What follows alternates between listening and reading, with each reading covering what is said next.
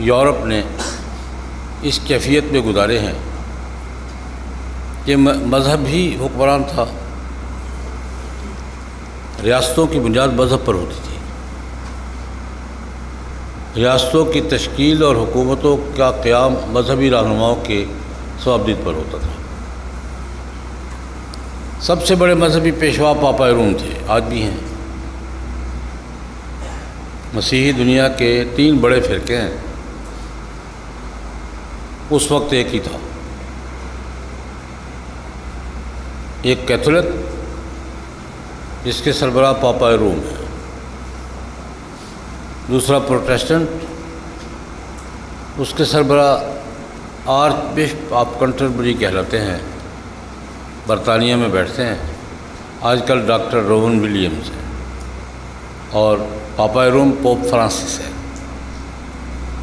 اور تیسرا آرتھوڈکس، مشرقی یورپ کا یہ چرچ کہلاتا ہے۔ یونان کا جو بڑا پادری ہو وہ اس کا سربراہ ہوتا ہے، آرتھوڈکس۔ کیتھولک، پروٹیسٹنٹ، آرتھوڈکس، یہ 3 بڑے دائرے ہیں آج کی مسیحی دنیا کے۔ کیتھولک دنیا میں پاپائے روم کو اور پاپائے روم کی کونسل کو دین کی تعبیر و تشریح میں مکمل اتھارٹی کا درجہ حاصل ہے، آخری اتھارٹی، اور دلیل کی بنیاد پر نہیں، ثوابدید کی بنیاد پر۔ پاپا روم جو بائبل کی تشریح کر دیں، جو تعبیر کر دے، بس حلال، حرام، جائز، ناجائز میں فائنل اتھارٹی کیا ہے؟ پاپا روم اور پاپا روم کی کونسل۔ صدیوں تک یہ چلتا رہا، جو کہہ دیں ٹھیک ہے، جو فیصلہ کر دے آخری ہے، کوئی چیلنج نہیں ہے، کوئی اپیل نہیں ہے، کوئی دلیل مانگنا نہیں ہے، اتھارٹی ہیں وہ۔ اس کو کہتے ہیں ثوابدیدی اتھارٹی۔ ہمارے یہاں بھی علماء اور مجتہدین کو یہ اتھارٹی حاصل ہے، لیکن وہ استدلالی ہے، یہ میں فرق واضح کرنا چاہوں گا۔ ہمارے یہاں بھی دین کی تعبیر اور تشریح کا اختیار کس کو حاصل ہے؟ اہل علم کو، لیکن یہ ثوابدیدی نہیں ہے، یہ کیا ہے؟ استدلالی، استنباطی۔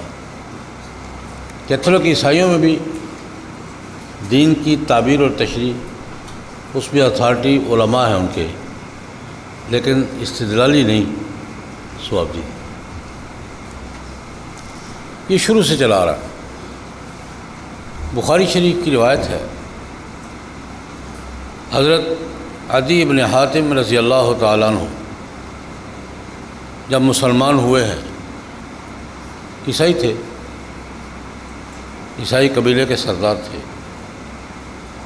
اسلام قبول کیا، صحابی بنے، قرآن پاک پڑھا، قرآن پاک میں ایک آیت میں الجھن کا شکار ہو گئے۔ قرآن پاک پڑھتے پڑھتے ایک آیت کے بارے میں الجھن کا شکار ہو گیا، اشکال پیدا ہو گیا۔ کس کو؟ عدی بن حاتم کو رضی اللہ تعالیٰ عنہ، بخاری کی روایت ہے۔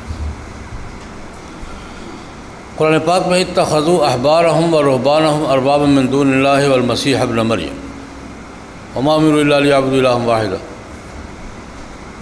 ان عیسائیوں نے مسیح ابن مریم کو تو اللہ کے بڑے خداوند بنا ہی لیا تھا، اپنے احبار اور رہبان کو بھی اربابا من دون اللہ بنا لیا تھا۔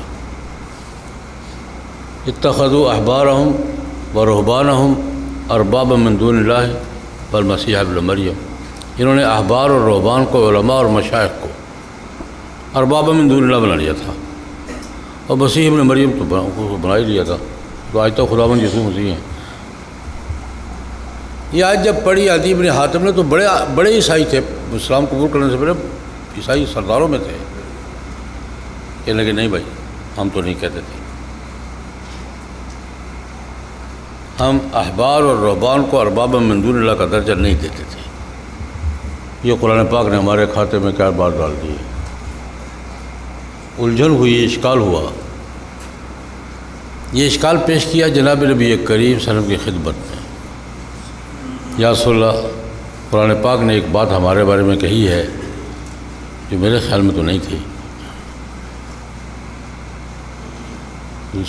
دوسرے لفظوں میں ظاہری شکل کیا بنے گی؟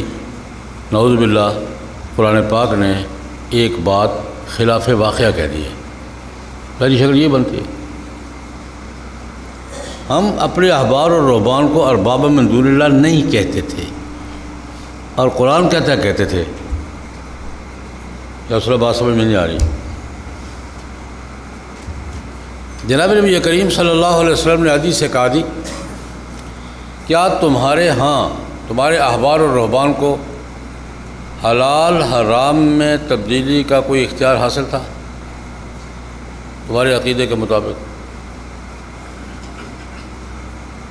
کسی وقت حلال کو حرام کر دے، حرام کو حلال کر دے، تمہارے احبار اور رہبان کو یہ اتھارٹی حاصل تھی کہ حلال حرام میں اپنی مرضی سے رد و بدل کر سکے؟ تمہارے عقیدے میں یہ تھا؟ یا رسول اللہ، ہاں یہ تو تھا، ہمیں یہی ارباب من دون اللہ، یہ جو تمہارے عقیدے میں، تمہارے مذہبی قوانین میں احبار اور رہبان کو یہ اتھارٹی حاصل تھی، وہ تو اب بھی ہے۔ اب بھی حلال و حرام میں کیتھولک عیسائیوں کے ہاں اتھارٹی کون ہے؟ پاپا روم۔ ان کے ساتھ ایک کونسل بھی ہوتی ہے، پاپا روم کی کونسل، آج بھی ان کو اختیار حاصل ہے۔